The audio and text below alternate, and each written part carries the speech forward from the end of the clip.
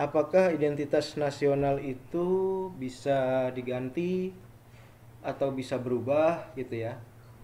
Jadi ada identitas-identitas nasional yang tidak bisa diganti. Misalnya identitas fundamental bangsa kita adalah Pancasila. Ya. Kalau Pancasila itu diganti, berarti republik ini bubar gitu. Ya. Ada juga identitas-identitas lain yang tidak bisa berubah gitu. Atau tidak bisa diganti, UUD 45 misalnya, ya.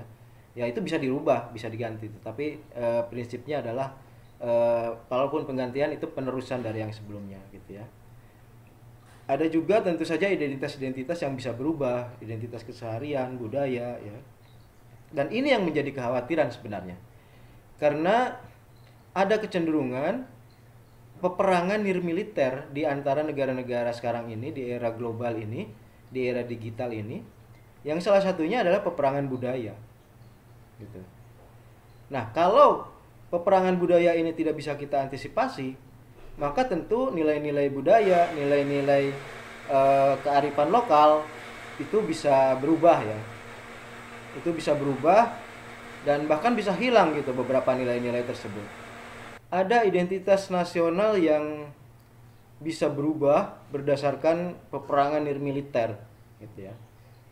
Budaya, nilai-nilai kearifan lokal itu bisa hilang ya. Anak-anak sekarang misalnya lebih mengenal K-pop daripada seni budaya tradisional ya.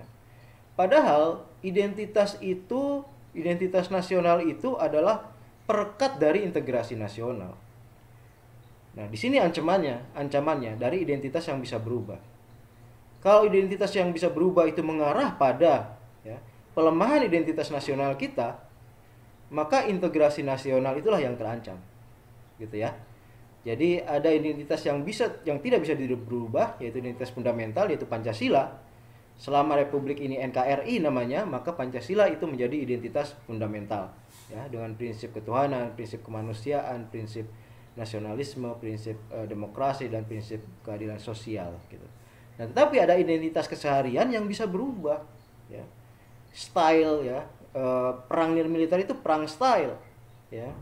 Bagaimana budaya adat Korea misalnya begitu digandrungi oleh anak muda sekarang ya, sehingga kemudian nilai-nilai budaya lokal itu menjadi hilang. Nah, itu salah satu ancaman terhadap identitas nasional kita yang bisa berujung pada ancaman terhadap integrasi bangsa, integrasi nasional. Begitu ya. Nah, karena itu adalah tugas kita bersama untuk terus-menerus memperkuat identitas nasional ini. Gitu ya. Terus-menerus memperkuat identitas nasional. Upaya misalnya untuk memajukan pariwisata, itu adalah upaya untuk memperkuat identitas nasional. Bagaimana kita dikenal dengan tariannya, tarian Bali, tarian Jawa, tarian Sunda ya. Bagaimana seni-seni tradisional suku-suku daerah lain juga begitu dikagumi. Itu kan bagian dari upaya merawat identitas nasional yang akan berujung pada kuatnya integrasi bangsa gitu ya. Jadi selalu ada ancaman terhadap melemahnya identitas nasional.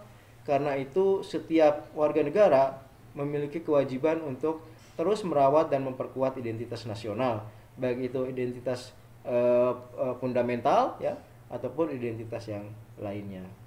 Saya kira itu tambahannya untuk pertanyaan ini. Terima kasih.